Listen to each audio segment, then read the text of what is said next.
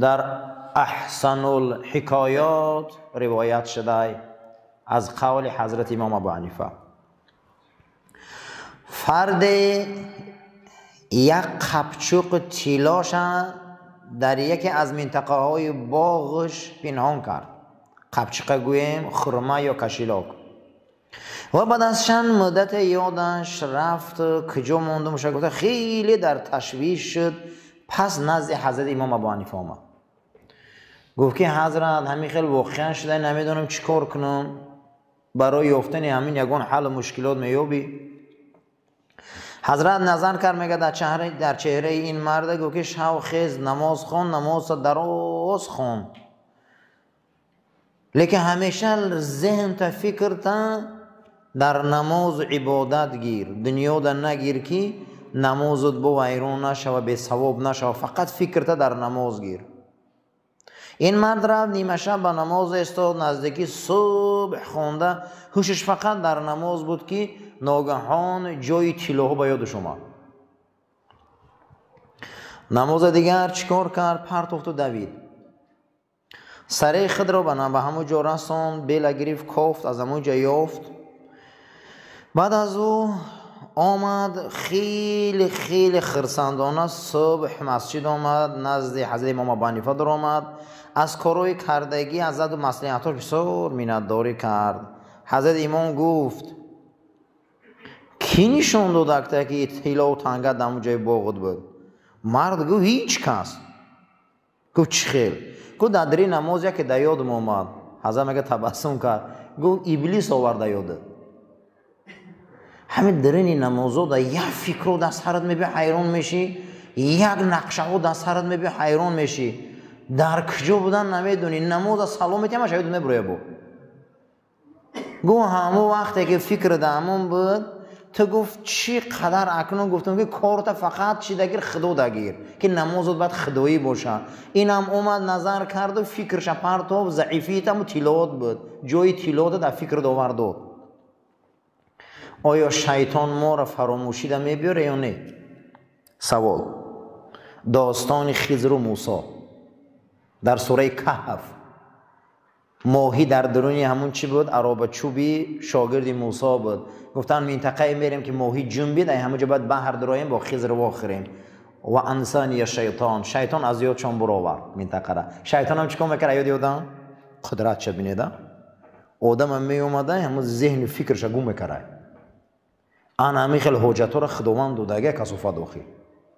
برادرای یوسف گفتن توبه میکنیم پگه، 40 سال توبه کردن نتونستن. اومد اما توبه را توفیق شیمو سلب کرد. و یا میتونه که شیطان ایمو ایمان نگیره، میتونه ایمو توفیق گیره. کدام وقت میتونه؟ مخمون به صاحب مونیم شد. وقتی که ما ایمان به صاحب موندیم، توفیق به صاحب موندیم، دروازه را کشودیم، حولی را رفتیم، کورپچه را پرتوتیم، میگیم بیا که اون میبیو میشینه اونجا همه را رسوا میکنه. اگر در محکم کنی کورپچهش نپرتویی فیرودش نگی چی نمیبیوه. معلومه که ما خودمون اجازتش میدادیم. هیچ کسا گناهگار، هیچ کسا نگه به گناهی و نمازش نخونده، بیچاره حکای جمعه را نمیدونه، این نه همه شای به خود شای، همه شای به خود شای، سازنده خود شای. او میتونه که این مسجد بیاید، چرا نمی بیاید؟ خودش راه داده ابلیسش دار و میخواد که اوز قرآن سر کنه، چرا نمیکنه؟ خودش راه داده ابلیسش دار.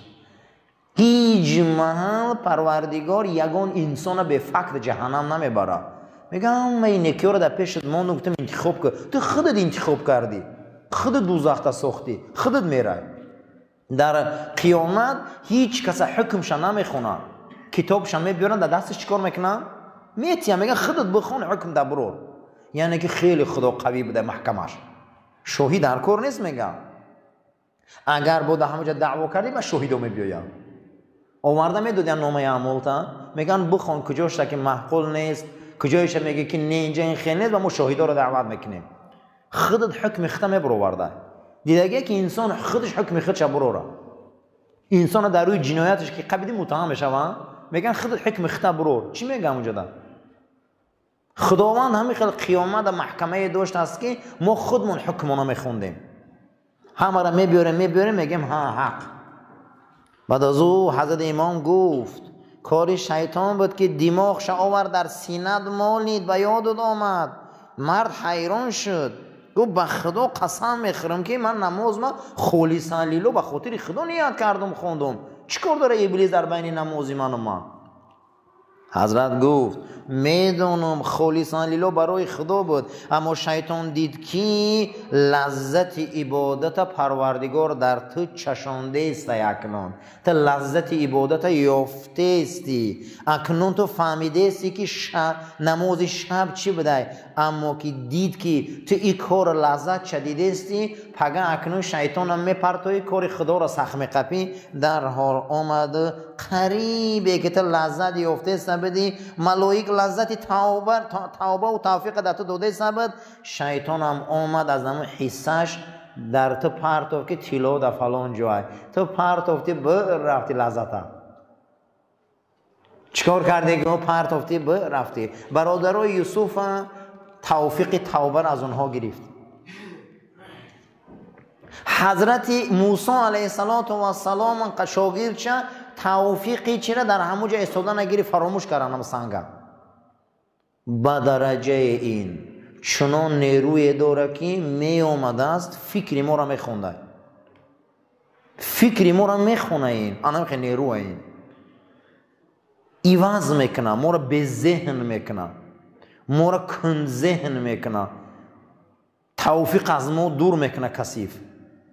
میگه دید که تو در نماز اشتیاق درفتی دیگر لذت دیدی، گفت که ببین که نکنه ایره همه قبا من میمونم، در حال همون فکر تیلا را پرتو درته. اگر یک شب این لذتت درک میکردی که یگان محل دیگه سراغی دنیا و عمل دنیا نمی اومدی، وقتی دید که این کارا رسواگی دار، دید که رسوا میشم، آمد برای تو همون چیکار که در یادت انداخت تا تو را این نمازت قطع کنه. همین خیلی قطعت کرد که رفتی، اما مقصد تمامی بایگری تا پیدا کردی، از فردا تو دیگه نماز نخونده، یک نمیخونی، خود میبره، یعنی گرفت. حضرت عمر پرسیدن که خداوند چخیل فهمیم که توفیق مونه گرفته است؟ گو اولین نشانه ای که خدا توفیق میگیره این نماز شبه. کسی نماز شب نداره خدا توفیقش گرفته است. خدا کدام وقت کدام علامتش، یکم علامتش بده عزیزان، یکم علامتش همین بده که خداوند ما توجه نداشته نسبت توفیق هدایت ما، کسی نماز شب نداره.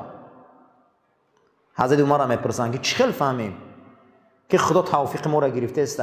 گو اولین توفیق الهی نماز شب، همین اگر امتای رسول نداشته باشن توفیق ندارن. ولی پیغمبر صلی الله علیه و سلم گفته که ای دنیا سه چیز دوست می‌دارم، زن، پرفیومریا. دید که میل مردم در دنیا کشول شد، گفت دو نوری چشم این پیغمبر در نماز شب. چشمای ما چوبا روشن نیست که حقیقت ببینیم، ما نماز شب نداریم. چوبا چشمای ما زور نیست که ما آینده بینی کنیم، نماز شب نداریم. چوبا چشمای ما زور نیست که مسئله را حل کنیم، فهمیم، زیرک باشیم، نماز شب نداریم. در حالت شب پروردگار بسیاری پرده ها را میبرداره، ما بسیاری چی را میبینیم. ما نماز شب نداریم. هر کسی که نماز شب نداره اولین حالتی که خداوند توفیقش گرفته است این نماز شب سر نشده. این نماز چی عزیزان؟ شب. خشا به حال آدمایی که نماز شب دارن. کسی نماز شب داره و بنده خداه. یکی از خصلت‌های بنده‌های خدا چی بوده است؟ دیرو در جمعه هم گپ زده بودیم. یکی از خصلت‌های عباد الرحمن بنده‌های خدا کی بوده است؟ خصلت‌هاشون یکم گفتن عباد الرحمن بنده خدا کیست؟ سوال می‌شود. عباد الرحمن کیه؟ بنده. بنده خدا. باز همینجا میگم بنده خدا که همه دست می‌برداره. هم خلاص یا نه عزیزو؟ الحمدلله من بنده خدا میگم. نه تو بنده خدا نیستی جنجال میکنن قدید. نه من بنده خدا، بنده خدایم. عباد الرحمن کیه؟ الذین یمشون علی الارض هونا. در زمین یکم چی دارن عزیزا؟ دنیا را می جماند امیرالمومنین عمر ابن خطاب. دنیا ابلیس می لرزید، دنیا و امپراتورا می فهمیدن، می ترسیدن، قلباشون ای دهانشون می برآمد. وقتی می دیدنشان می گفتن که در دستش 5 تنگمونه، می خواست قصرش ای طلا میکرد، می خواست دنیا امپراتوری روم می لرزد. برای عمر هدیه ها روی میکنه، می بیاین میگن قصر خلیفه در کجا های، قصرش در کجا های، قصرش در کجا های، کیه یاردم چش ما را قصر برن، این شطور اسباد اما هدیه آوردیم. صحابه میخنده که ما خیلی عمر نداریم، چه خیلی قصر، ما خیلی عمر نمیشناسیم. بعد از اون میبینن میگن اوخی ما دمی هدیه امپراتوری روم گراکل. و میگن هی همون خرما را دیده؟ میگن بله. میگه همون طرف، میگن در سایه خرما سایه خدا خواه. وقتی میرون که همون اساش موندگی و در بالای دستش تکیه کردگی امیرالمومنین خواه. دنیا با داراییش، با تمام چیز برای بنده و امت رسول الله هیچ چیز باید نباشه. پیغمبر صلی الله علیه و سلم میگه الفقر فخری. فقر فخری منه. کدوم فقر؟ به همین لباسی و به خونگی و به دری همین؟ نه عزیزم، نه، این نیست. فقر این نیست در اسلام. کدام فقر؟ فخر رسول الله بوده. کدام فقر؟ معنیش این بوده است که همه این دنیا را ابدی ندون. ماشین ابدی نیست، بچه ابدی نیست، زن، کسی همه چیز دنیا را ابدی نمیدونسته و فقیر بوده است. پیغمبر گفت انا همین قدیم فقط بهشت. آیا همین گپ راسته یا نه؟ همین چیز دنیا ابدی قدیمون میره یا نه؟ باور کنی نه؟ نمیدونم یکی از همون سیگانا رو نشان دادن، درین گوش ماشین در آورده است. این پیغمبر نباشه ما چیکارایی نکنیم. گور کند از طلا درین گور ماشین در آورده است.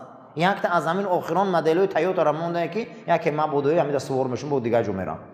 او تو مردی خلاص، دنیای تو خلاص شد دیگه. توی درجه را عقیده را ببینید. در درین گورش ماشین در آورده است. امروزا مسیحیت تلفن میمونده نکیسه‌هاشون حاضر.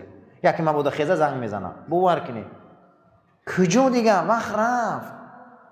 ما باید خاکسار باشیم. خاکساری رویم.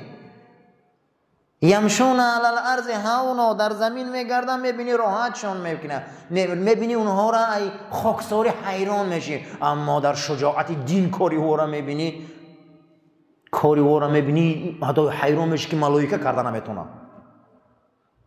ما عزیزا نسبت یک دیگری موننگ شیرگرگیم، نسبت دشمن اسلام و نسبت یک منافق، نسبت یک آدم ناشایسته باور که بین یا ترسویم برای اون که ما خاکساری را گم کردیم. کیان عباد الرحمن؟ یکم هاون دارن. هاونشان چیه؟ درگشتن در بین مردم. حتی در حضور جناب پیغمبر صلی الله علیه و سلم یک مرد بود فقط قرتق تازه میکرد. چیکار میکرد؟ قرتق تازه میکرد.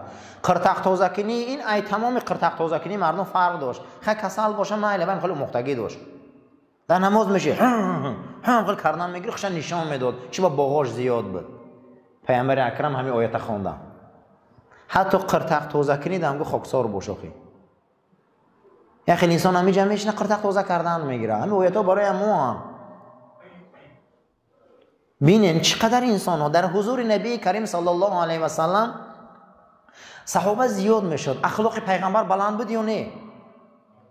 انک لعلی خلق بیاد اخلاقش بلند بود. پیامبر سر کردن نمیتونه زودم را، نمیدونه چیکار کنه. این میبیو و این میبیو این ای بودی آدما میبیوین با آسته گوشکی سرشه. چی سرشه؟ گوشکی دیگه گپ میبینن در بخی گوش پیغمبر پیش میکنن، همه مردم نگاه میکنن چی گپ باشه. پیامبر دید که نمیشه و بعد از اعلان کرد پیامبر کسی میبیو بخی گوش من پیش میکنه گویا فقیره گویا تنگتیه. دیگه پیش کنه کم شدن. دو کسمون ای همون تنگته که پیامبر که توخه گپ میزدن میبرن صدقه میدادن. چی با برای چی؟ برای کی پیامبر که به یارو جدا میکنه و مدعی استاده. خاکساری در گپ زنی بود. ابوبکر و عمر موندن دیگه هم رفت.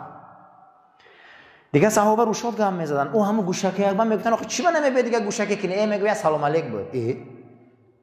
او خب سلام علیک نمیشه گام دور کنی. چی من به گوشت با گام میزنی ها؟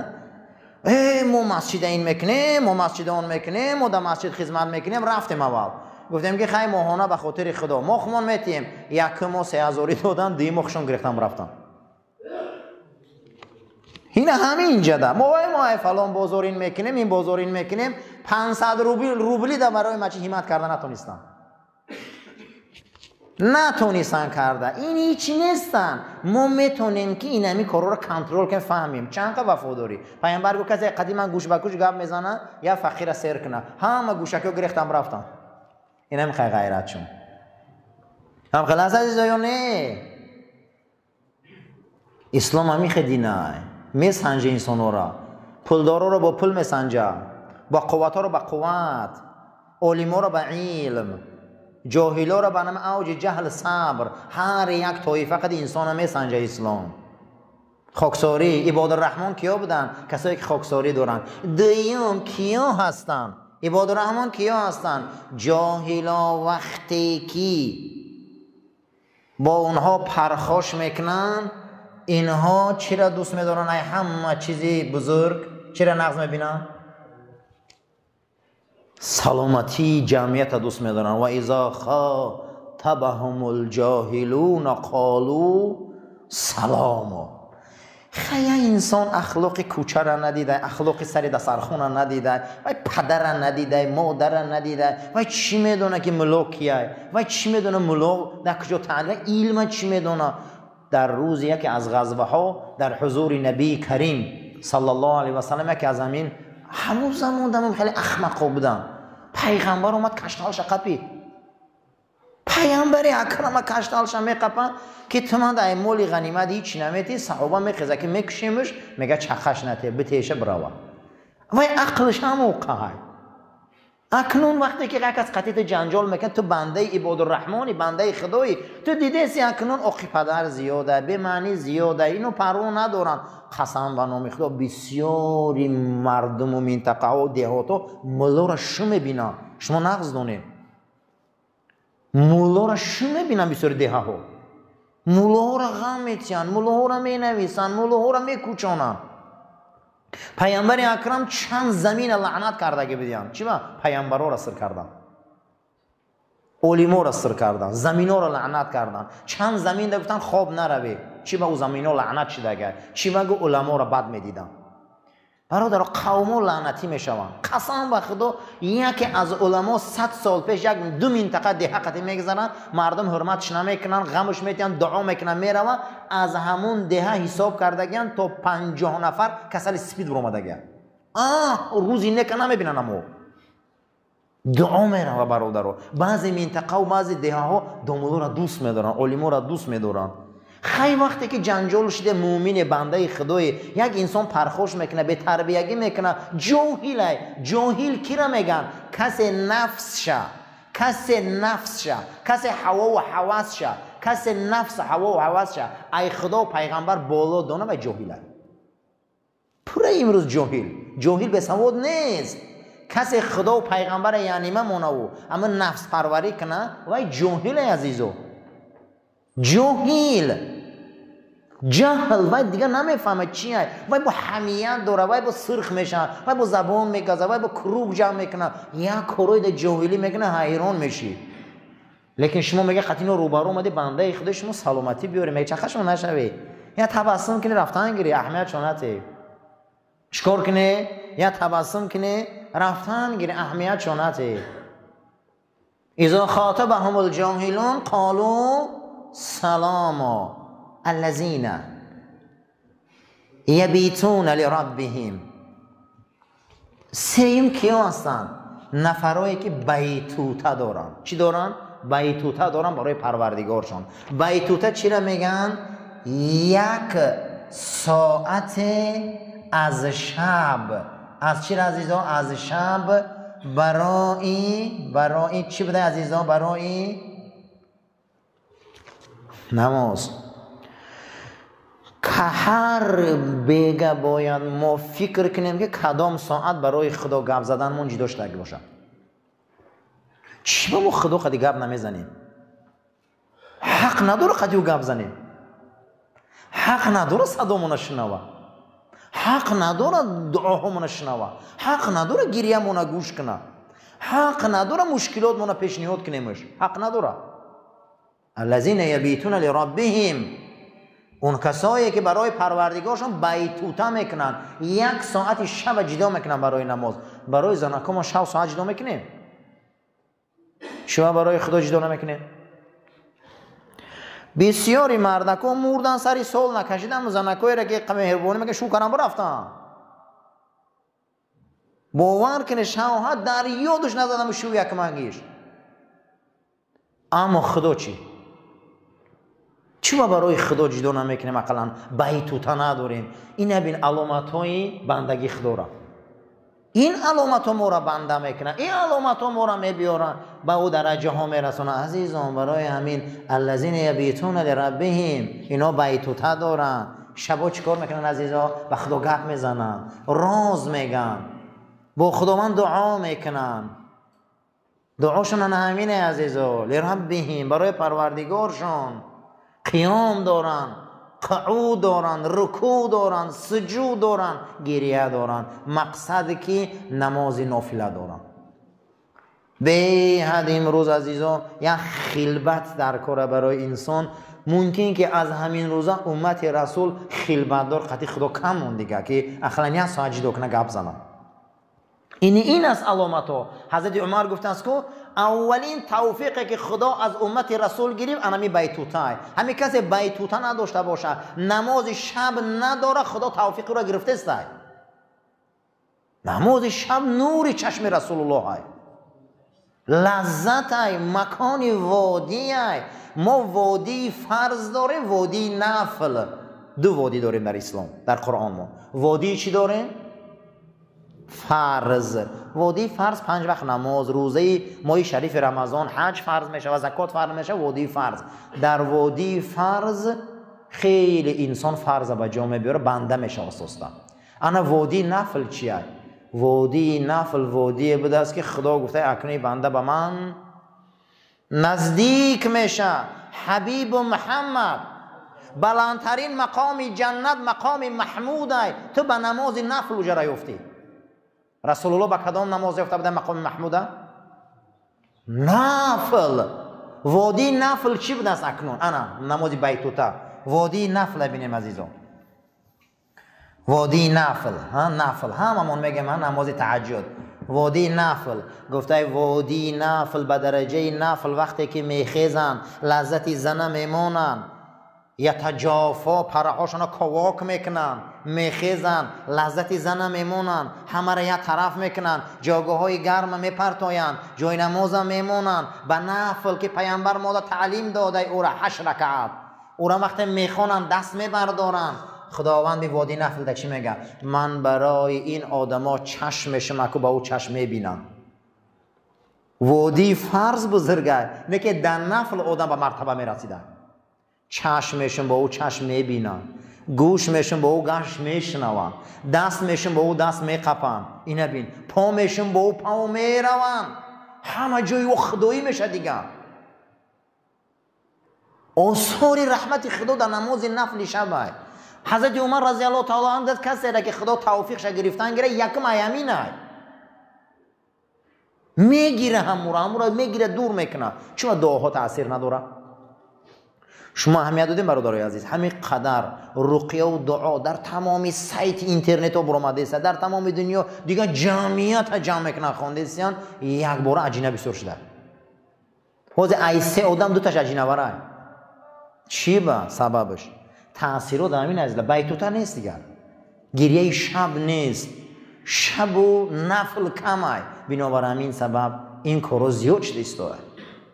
عباد الرحمن اینا هستن که الله جل و علا شانه اینها رو یک تا همین خیلی میبیاره، 17 علامت میبیاره. انا ما جمع میشن به بنده خدمش. عباد الرحمن همینه. این بندگی گویا میگن که شریعت ما خیلی آسانه، گویا میگن شریعت ما خیلی وزبینه که ایودش هر خیلی انسان نمیبرویه. باور کن هر خیلی انسان نمیبره. بعضی مسائل هست که اگر سخت‌تر قپیم آدمو در همین ایمان و شک میکنه که اوی ما مسلمان هستیم یا نه. برای همین با شریعت ما وسیعه و میگیم خیر اینی کارش خوبه اینی کارش خوبه ای همین جد الحمدلله همه مسلمانه. برای همین عباد الرحمن همینان عزیز و نفل همین خیلی وادی ها بده است، باید همین وادی ها انجام شود. یکی از عمل های ابلیس هم همین بده که ما را نمیمونده که به همین وادی رسیم، ما را نمیمونده که همین کارا در هستیم. مسلمان ها باید همین خصلت ها 3 علامت شد، حالی 14 علامتی دیگه دارن. او جمع میشوه و مسلمان چی میشه؟ مسلمانی عباد الرحمن میشوه، بندهای خدا کیان نمیاد. اللهم ربنا تقبل منا انك انت السميع العليم وتوب علينا انك انت رؤوف الرحيم برحمتك يا ارحم الراحمين. سفر راست گیری عزیز، اینجا ما گپزنی نیومدیم، مصلحت نیومدیم، شجاعت نیومدیم، ما در اینجا هیچ چیز نیومدیم. ما آمدیم که خواهش داریم در رحمت برای ما هوی کن.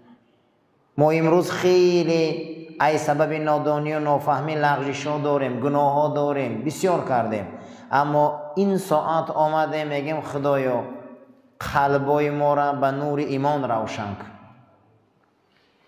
گناه ها ما را درگذر، پیشگاه کارمون را کشوده کن، عزت مونته، آبرو مونته، فضل مونته، رحمت مونته. پروردگارا این ساعت ها را بازم برای ما مبارک گردان. خب چیکار کنیم؟ چشمی که به سوی گناه می روه، چشمی که گناه هم می بینه و چشمای بد داریم، چشمایی که دغل هم شوه حرام داریم، چشمی داریم که بسیار ما را به سوی گناه می کشه. چیکار کنیم از این گناه چشم خلاص خوریم؟ چیکار کنیم که از چشم حرام خلاص خوریم؟ چیکار کنیم؟ سببش چیه؟ چی سببه که ما را از چشم حرام چیکار میکنه؟ باز میداره و چشم حرام کنترل کنیم. سببش چیه؟ این حدیث قدسی چقدر حدیث عالیه که پروردگار در این حدیث قدسی با حبیبش صحبت میکنه. توبه را چی وصف میتیه؟ انین المذنبین احب الی من تسبیح المسبحین. خداوند بزرگ با حبیبش حضرت محمد مصطفی صلی الله علیه و سلم در این حدیث قدسی چی یک رحمت عطا کرده برای توبه کننده ها. گفت است که گریه گناهگارا در نزد من ای حبیبم از تسبیح زنا بهتره. اگر ما این چشما را کنترل میکردیم، قدر گریه را میدانستیم، قدر توبه را میدانستیم، ما را چشما ما کنترل میشه. حبیب محمد صلی الله علیه و سلم گریه گناهگارا در نزد من بهتره انایمو تسبیح زنا. وقتی که تو به سوی خدا میبیایی، گریه میکنی، ناله میکنی، میسوزی، از کردگیات پشیمانی میکنی، این از همون تسبیح ها بهتر بوده. خشا به حالی اون انسانه که از کردگیاش گریه میکنه، خشا به حالی اون انسانه که از کردگیاش دست میبرداره، کردگیاش چیکار میکنه؟ پشیمانی میکنه از کارهای کج کردگیش. بعد از او شارع حدیث گفته است بروید به درگاه خداوند ناله کنه، فکر کنه که تا آن گناهایی که کردگی به یادتان بیاید، فکر کنه گناه ها به یادتان بیاید، اصلا به کسی گناهاتان نگوی، زیرا گناه را گفتن و اقرار شدن و در نزد مردم آوازه کردن با یک گناه دیگه می نوشتیم. باید کوشش کنی که گناه تا نگویی، چیزی کردی نکردی نگو، خود دانی و خدا به یادت بیارن اما گناه ها را گریه کن، توبه کن، زورک خدا را، برای آنکه ما گریه نداریم که چشممون حرامه، ما پشیمون نیستیم ای گناه کردگیمون، برای ما چشمای ما حرامه، چون چشمای ما شهوت زده ای، ما پشیمون نیستیم ای رفتارمون.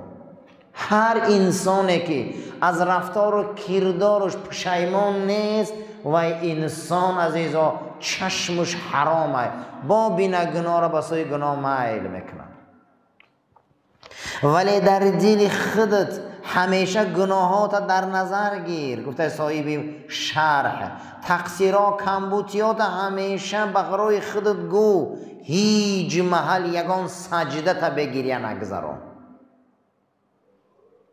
اگر انسان گناهاش فکر میکرد، گناهاش حساب میکرد، گناهاش میدانست کو، حتما برای او گریه میامد. هر انسانی که از گناه ها و رفتارهای بی‌معنیش اگر پشیمانی نمیکنه، او را قلبش خدا سخت میکنه. قلبش خدا چقدر سخت میکنه که حتی الله جل و علا شأنه در قرآن داستان قلبا را بحث میکنه. بعضی سنگ ها میگه از ترس خدا از بلندی ها آمده در زمین میزنن، بعضی سنگ ها از ترس خدا ریگ میشوند، بعضی سنگ ها از عشق الهی میگه میکفن از بین اونها چشمه ها میبرو. اما میگه قلب کافر از این هم گنده ای که یه بار گریه نمیکنه، یه بار ملایم نمیشوه، یه بار با سوی صاحبش نمیبیا. چقدر میگه این قلبی آدمای ناشکر سخته. در این دنیا هیچ کس بیگناه نیست عزیزا، هیچ کس در این دنیا بیگناه نیست، لیکن خوشا به حال و انسانی که به سوی خدا بیایه از گناهاش توبه کنه. طلب مغفرت و شستشو کردنی گناه خدا همیشه و همیشه دوست می‌داره بنده های توبه کننده را. کسی که گناه را میکرده است با گشته آمده توبه میکرده، ای پیشتره را دویم مراتب آبروش بلند میشده است که این یک مراتبه دیگر خاکساریش نشان داد، یک مراتبه دیگر شکستگیش نشان داد. آمد به درگاه ما او را میبخشیم، ما او را پاک میکنیم، ما او را تازه میکنیم. روح شما را گفته خدا پاک میکنه، دل شما را خدا صفا میتیه، لطفش برای شما ارزانی میکنه، شما انسان های پاک میشه. غیر شرک طبق عقیده اهل سنت و جماعت، غیر شرک خدا همه گناه را میبخشد، لیکن مشرک خدا نمیبخشد. برای همین عزیزا هیچ محل ناامید شدن در کار نیست. ای رحمت خدا، هر نماز میخوانیم 1 کیلو گناه ما کم میشود، 1 کیلو گناه کم شدن گنده برای آدم. هر مسجد آمدن گناه را میرزانه، هر طهارت گناه را میرزانه. هیچ محل ناامید شدن در کار نیست، هیچ محل. رسول الله صلی الله علیه و سلم فرمودند انما الاعمال بخواتم، عملها را به آخر عمر ورق زنه. یا آدم در آخر عمرش بسیار آدم خوب میمره، آدم اهل کلمه میمره، آدم اهل مسجد میمره، این بهشتیه. ما سرنوشت رو کار نداریم، آخر عمر چقل میگذاریم.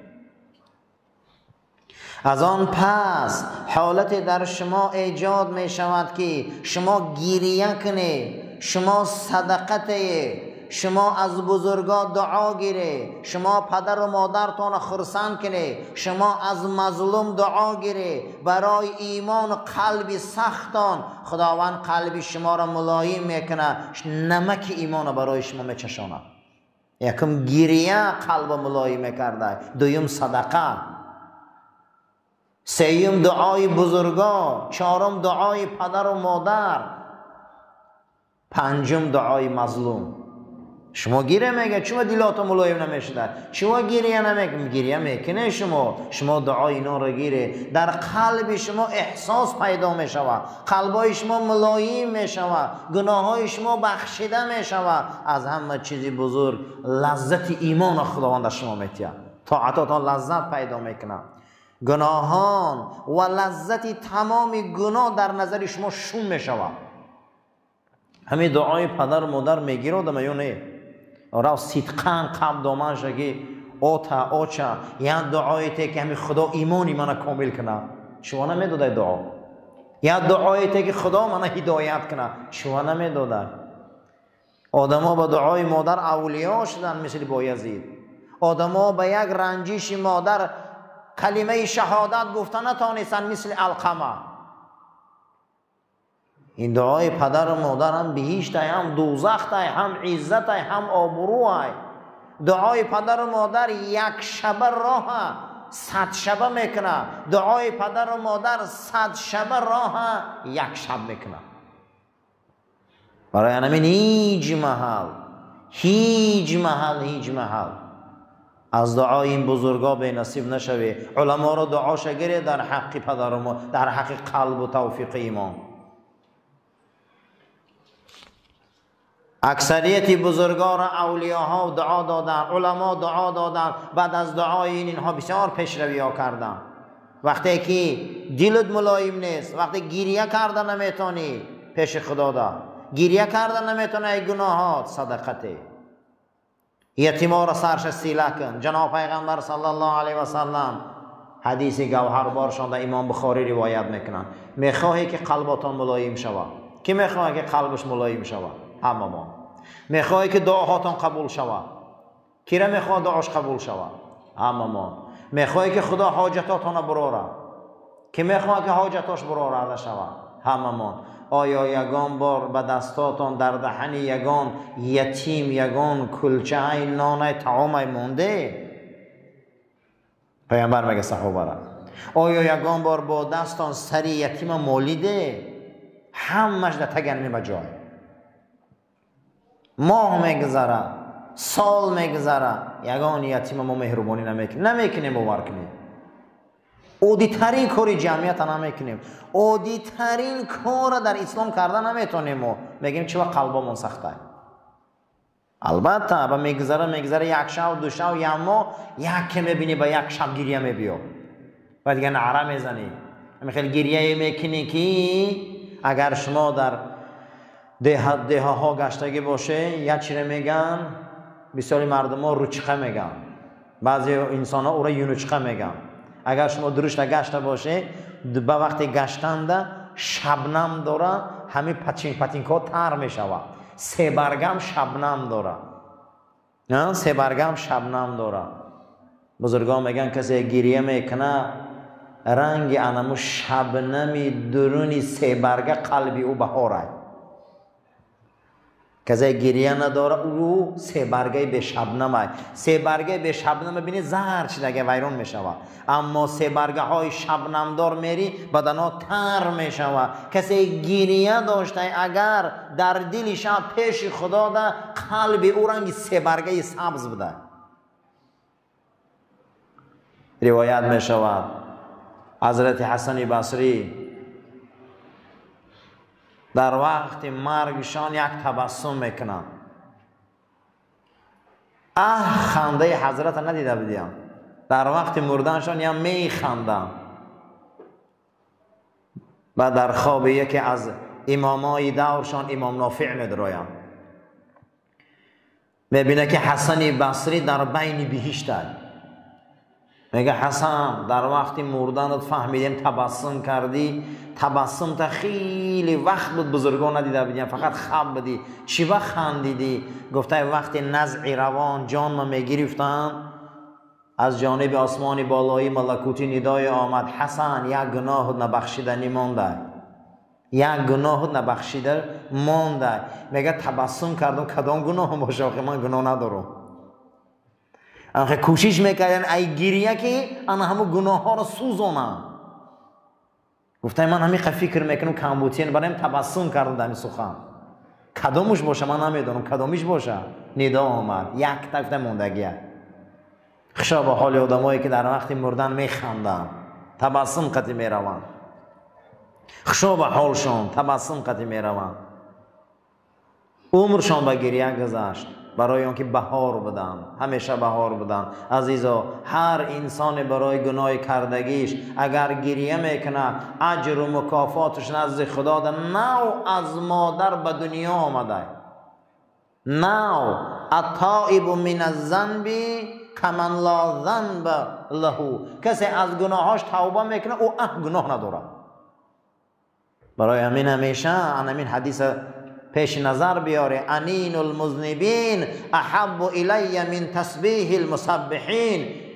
حدیث قدسی بده خداوند گفته حبیب محمد صلی الله علیه و سلم گریه گناهگارای از بنده ها نزد من بهتر ای تسبیح گوینده ها که با گریه میکنن، اشک میریزانن.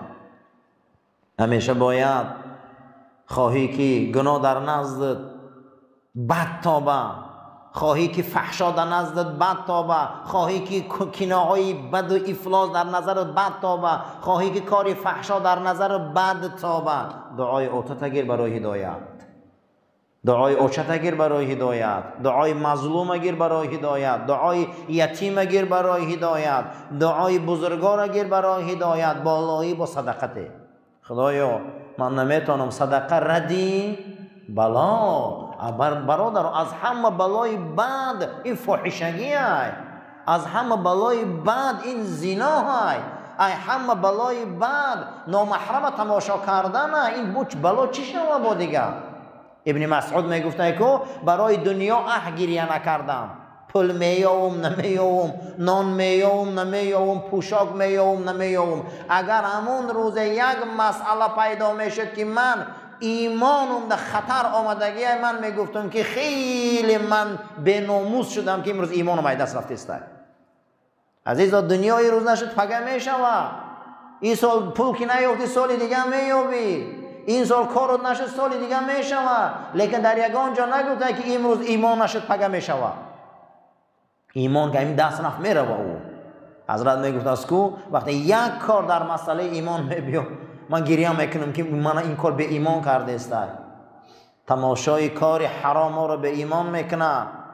حضرت امام شافعی وقتی کتاب میخونده، کتاب وقتی حوی میکرده، ای پره کتاب با دستمالچه میپوشانده، ای پرش میخونده، یا ای پرش میپوشانده، ای پرش میخونده، برای آن که اگر چشمش در کجای میغلطیده اذیت میکرده. منم خیلی ذهنی بلند داشته حضرت امام شافعی. ای برش میپوشانده که اذیت کردنم آسان شوه. یک اگر ای بردم میغلطه به یجوی اذیت میکرده، فکرش بیرون میشده. منم خیلی ذهنی بلند داشته. همین نگاه میکرده دستش به چت میشده. منم خیلی اینا خیلی بزرگا بودن. یک روز میگه در مدرسه در اوج خواندن بدن،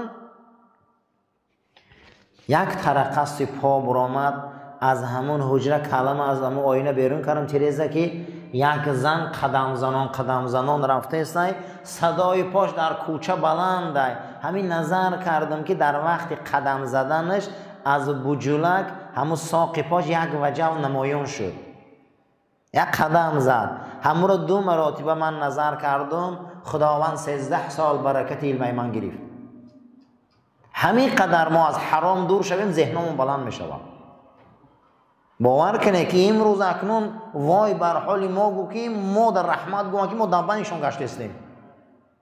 این شوخی نیست. در یک دیدن او برکت علم میروه. امروز ما زنده میبینیم میگردیم با خیرش شکر که با هم در بدن و چنین چه هست. همین قدر حلال گردیم همین قدر برکت میشوه. میخوایی که از بدن دور شوه گناه، میخوایی که گناه بد بینی، دعای این بزرگان را گیر گفته گریه کن. انا این حدیث پیش نظر بیار، دیگر رغبت نمیکنی. قسم به خدا اگر دعای پدر و مادر صدقاً گیر، اگر دعای علما را صدقاً گیر، دعای مظلوم صدقاً گیر، قسم به نام خدا اگر همین گناه و تمام افلاسی را پیشت بیار نظر نمیگیره، نظر نمیگیره. پروردگار بدنی تو را پر میکنه زمان روی الهی. در روی پرده کعبه این آیه نوشته شده بوده، فخر رازی آوردگی بوده. فخر رازی حج میره که در بالای همه پرده های کعبه آیات ها نوشتگی هم.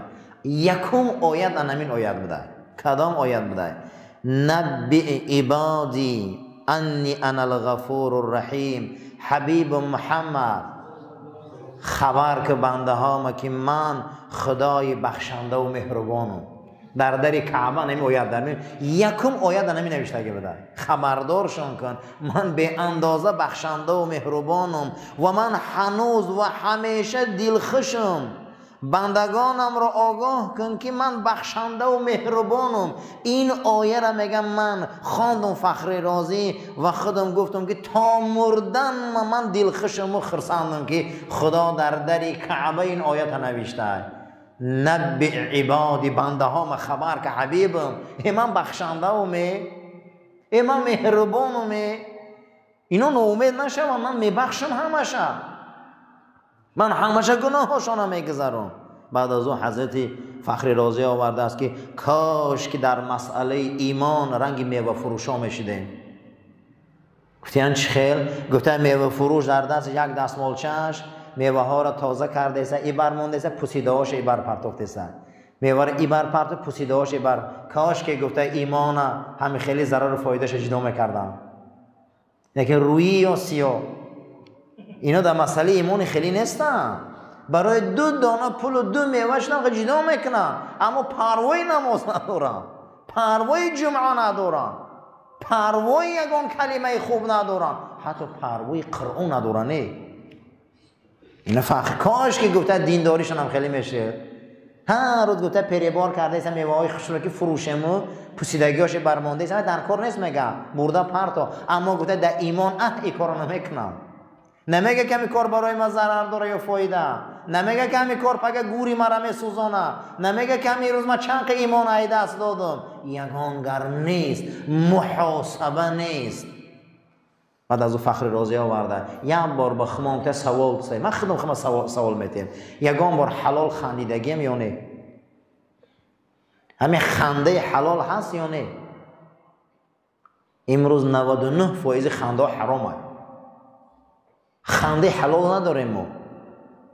یگان خنده حلاله، ملائکه ها میخندیدیم، ملائکه ها گریه میکردیم، ملائکه ها تبسم میکردیم. پیامبر اکرم خندیدگی هست یا نه؟ ابوبکر صدیق خندیدگی هست یا نه؟ پیامبر اکرم گاه میخندیدن، دندانای شکاریشون میتافتیان، گاه همون خندیدگی به دستیان. یک بار مرده در رمضان با زنش نزدیکی میکنه، پیش جناب پیغمبر میبیه، حدیث در امام ترمذیه. بعد از او قصه میکنه که آنخه کردم، پیغمبر میگه که 60 آدم باید طعام ته نمیتونم. ایمان فقیر کس این کن آن کن این کن، این میگه هم خیل 2 ماه پی روزه بگه و ما ضعیفم نمیتونم، و میگه در پیش یک همه خرمچه خرما داشت، گویا اینم خرما دخل در مردم مدینه صدقه کرد. ای فرستاده خدا، در همین بین کوههای مدینه ایمان فقیر آدم نیست، من همین قزیندگی دارم که پیامبر تبسم کرد، میگم اینجا گو خیبر خدا بخره که خدا عافیت میکنه، توی خم مهربان بودن. همین خیلی هزلا میکردن حضرت، هزلم در داخل ثواب بود. ما خنده حلال نداریم، حلال نمیخندیم. یا مضحکچی میمون باز میخندونم، ما همه خندمون گناه های، باور کنی همش گناه های، همون دم میخندیم. او یا همه خنده حلال میشه یا نه؟ البته میشه. خشا به حال آدم آتش خندونه. امام زازان روایت میکنه شبا چنان درس میخونم، شبا چنان درس میخونم، همین خیلی درس میخونم که اوج شکوهی علم آموزی من. در سر نماز تهجدم دعا کردم که خدا علمم ته، برکتم ته، در زندگیم آسودگیم ته، زبانی برقم ته، قلم تیزم ته، هدایتم کن، دل علما را از من خرسند گردان. التجا میکنم پروردگار مرا علمای ربانی گردان. دعا کرده میگه همین حالت میگه در سر جای نمازم غنابم بردن، مردی از آسمان فرامد گفت امام زازان این دعاهای کردگی تا همش یک طرف به طفیل برادرت قبولش کردیم. دعا را من کردم، چه خیلی به طفیل برادرم؟ میگه همون مرقدی در بحث خستم، گفت که برای که برادر در تجارت آمد، شطور شب بست، دست روش شش درآمد که پدر در بالای بسترش ایستادگی های روغن نگرفت و پای پدر تمالید، بعد از او پشتای پدر تمالید، حاضر نموده پدر تا چه خیلی خندانده است. خنده پدر حلال است، کسی آتش خندانه خنده حلال بده. آتش خندانده گفت ما دیدیم که برادرت همین خیلی خدمت پدر تا کرده است، با عبادت تو قیاس کردیم. آتت در پاجیقی محتاج است، در روغن مالی محتاج است، در خنداندن محتاج است، اما این کاری که تو کردی خدا در یگان تی محتاج نیست. با طفیل برادر در خدمت آتت کرد، دعات قبول شد. ایجام خست میگه در حال رفتم خانه پدرم هوی میکنم، میگه پدرم خدی دادرم خندیده شدیم. خنده های حلال. ما امروز خنده حلال نداریم. برای همین اینقدر مشکلات داریم بالای سر مونده. لیکن فخر رازی گفته است که من رفتم در کعبه دیدم که همین آیت نوشتگی یکم آیتش نبی عبادی بندام خبر کن اینی من تاکید من انا الغفور الرحیم خدای بخشنده و مهربانم. اگه بخشنده و مهربانه ای رحمتش امید داریم. یکی از معجزه های قرآنی سوره که اولی به پیغمبر خدا نازل شده کدام سوره عزیزان؟ کدام سوره؟ اقرا. اقرا چند آیت های؟ چند آیت از اقرا؟ خب تعدادی حرف ها در سوره جین در کدام سوره؟ در سوره جین 280 چند دانه بوده است؟ 85 دانه. 285 دانه را تقسیم کردن علما، 19 را ماندین ضرب 15. 19 را به 15 ضرب زدن 200 چند میشوند؟ 285. مضروبی که در قرآن آیه اقرا یکم آمده 19. تمام قرآن سوره هایی که ای 19 بالان همون را تقسیم میکنی به 19 آخرش 0 میبروید. بینین چند تا 19 285 میشه؟ 15 تا 19 285 میشود. در آیه آخری سوره خداوند میفرماید و احصا کل شیء عددا، هر چیز در این دنیا من از روی عدد حساب کردگیم. هر چیز در این دنیا عدد داره. در همین کلمه عددا علما همین حساب کنه عددا. عین حساب کردین 37 دانه، دال حساب کردین 54 دانه، دال حساب کردین 54 دانه در همین سوره. الف حساب کردین 216 دانه. بعد از همش برو آمده 300 چند تا شده همش؟ 361. 361 با گرفتین 19 را به 19 ضرب زدین. 19 ضرب 19 چند میبروین؟ یک معجزه قرآنی. اولین سوره که بر رسول الله نازل شده کدام سوره بوده است؟ چند آیه داشته؟ 19. مجموع حرف های کلمه که در سوره جین آمده عجبا، احدا، ولدا، شتتا، همه همین ها 100 چند دانه بدیم؟ 114. با 114 را به 19 آمده با 6 19 شده. همین 19 عددی رموزی هست. 19 عدد چی هست؟ عدد نمادین هست. یعنی که عددی که در همین جا وارد شده در قرآن عظیم شان. کل قرآن اگر سوره بقره هم سوره آل عمران همش شما به 19 بیاری همش میبره 100 تا 19 میشه، 50 تا 19 میشه، 61 تا 19 میشه، عاقبت همین به بقیه تقسیم میشه. سوره جین همین عالی مقصد در کتابش آورد از 19 ای ضمن مضروب کدام سوره؟ سوره اقرا. سوره اقرا چند آیت بوده است؟ 19 تا. قرآن به 19 تقسیم میکنی عاقبتش 2 19 میشه و 3 19 میشه و 10 19 میشه و تقسیم میشه به بقیه. ضرب اریتمتیک عربی از ضرب ما فرق داره، یعنی به بقیه در زبان عربی تقسیم میشه است. این یکی از معجزه های قرآن است که اولین آیه که بر رسول الله صلی الله علیه و سلم سوره که نازل شده سوره اقرا بوده است. برای همین قدر علم پیش می رود، همین قدر دنیا پیش می رود، همین قدر گفتگوها پیش می روند، اما قرآن با معجزه شده است. قرآن با بلند شده است. در زمان رسول الله صلی الله علیه و سلم ادیبا زیاد بودن، شاعرها همین که می نوشتن که معلقات سبعه هستند. در معلقات سبعه 7 شاعر هستند که دنیا خیلی شاعر نداره. شعر در عرب مشهور بود. اینو به درجه شعر نویس بودن، آمدن در پیش کعبه مصلحت کردن. یک تای همین ها مبلغ گذارش پدر خالد ابن ولید ابن مغیره بود. گو سوماما میتیم شاعر رو جمع شوی همین رنگ قرآن محمد قرآن نویسه همین را من متهم کنم. در او زمان همین میزمین نمیتونم فاتو بی صورتی سورن یا اوید آوردن نمیتونم میگه رنگ قرآن. در او زمان ادیبا شاعر را متهم کرد نتونستن تا به امروز. اما امروز ادیب رفت، اما این زمان بچی این زمان با چی این قرآن دنیا را متهم میکنه؟ با چی عزیزان؟ اگر دنیا چپه میشه راست میشه یگان پونکت همین علیش میشه.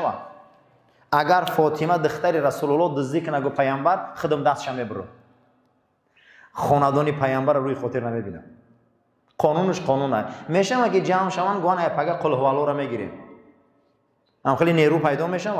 مغل آمد، شوروی آمد، دنیا آمد، اینش آمد، ویش آمد، حمیقه آمد، امپراتور یگان تاش سوره الحمد گرفته تا نیستن. امروز با کدام چیز دنیا را متهم میکنه؟ با قوتترین دولت های دنیا ایروی چی زورن؟ آیا در قرآن برابر میشن؟ در قانون یا نه؟ نمیشون.